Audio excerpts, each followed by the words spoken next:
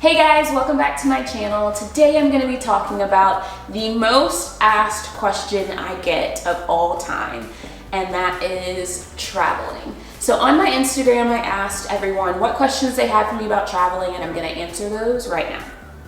So pretty much the question I got asked the most was, how do you travel so often and how do you afford flights? So I have a few travel hacks for you. I think the main two things is remembering, one, that you have to be completely flexible. A lot of times when you're looking for cheap flights, it depends on like the day that you want to fly.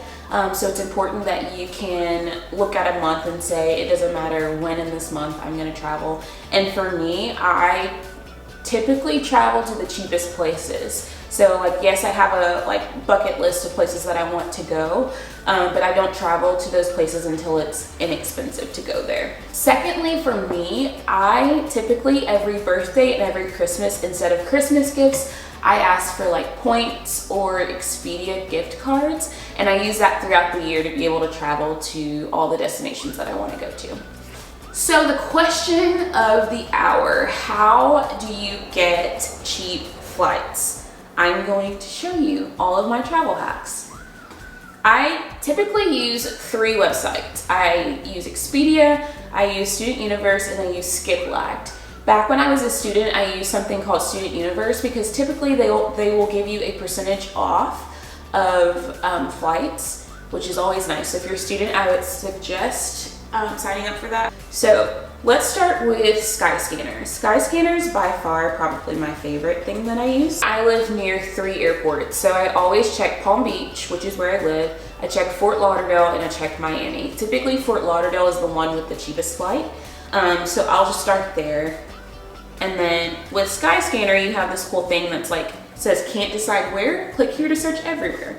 So I'll search everywhere, and then typically I have at least a month that I know, like, okay, I don't have anything planned for this month. This is when I'm gonna travel. So I typically look across the whole month. So like I don't have anything planned for November. So let's look through them.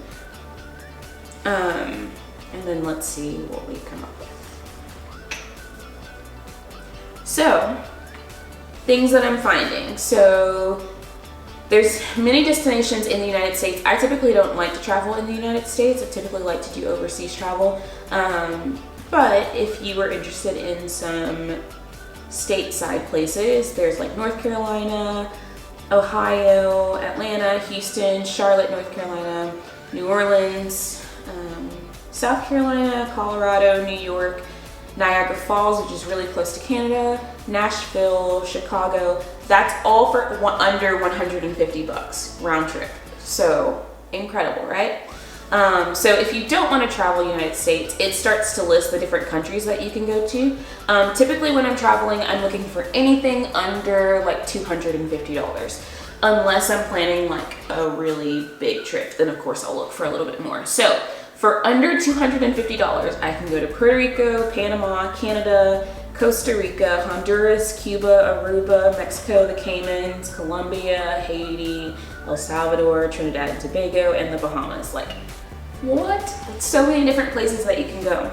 Let me tell you, a big travel hack for Europe is to find the cheapest place that you can fly into. So for that November date, the cheapest place to fly into is in the UK. I think it's probably London. It's London. And then travel in Europe is so cheap. Like I've gotten $10 flights from one country to another country.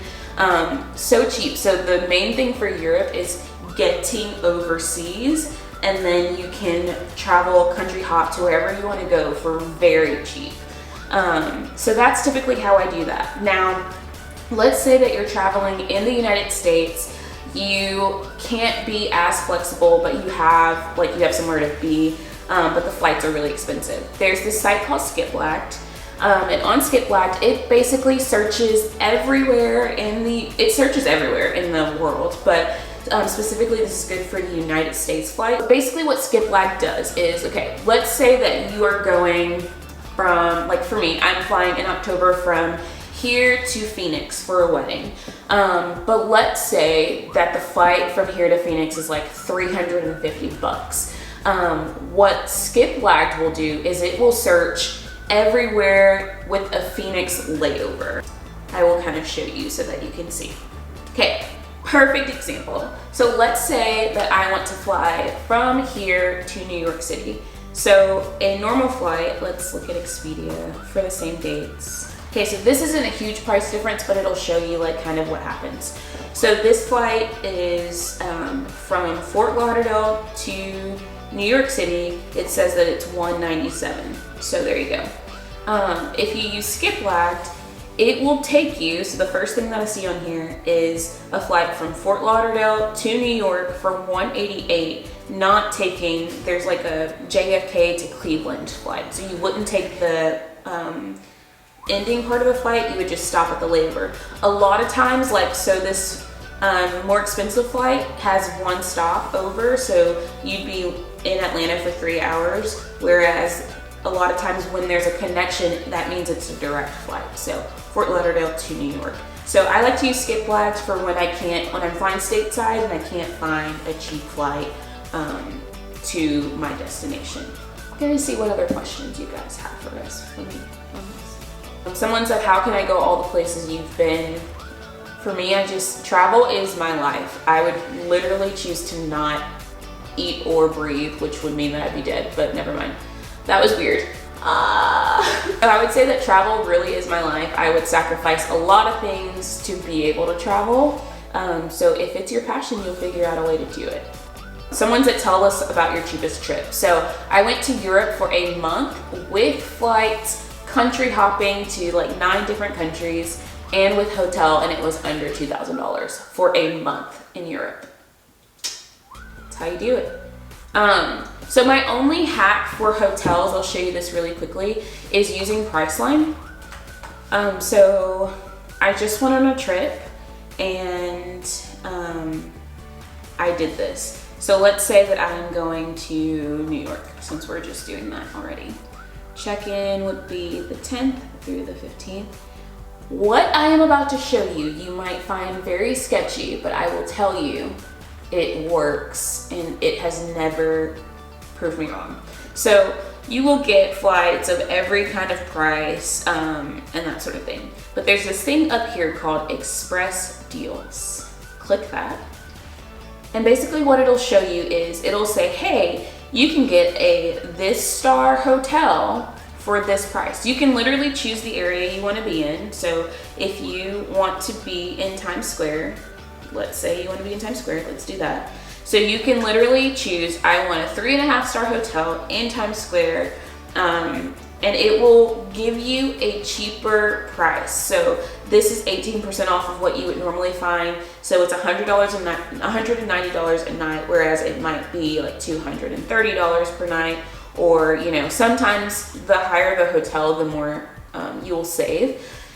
The only thing with this is that you cannot choose your hotel. They choose it for you, but you know that you're in the area that you want to be in, and you know that you have the star hotel that you want.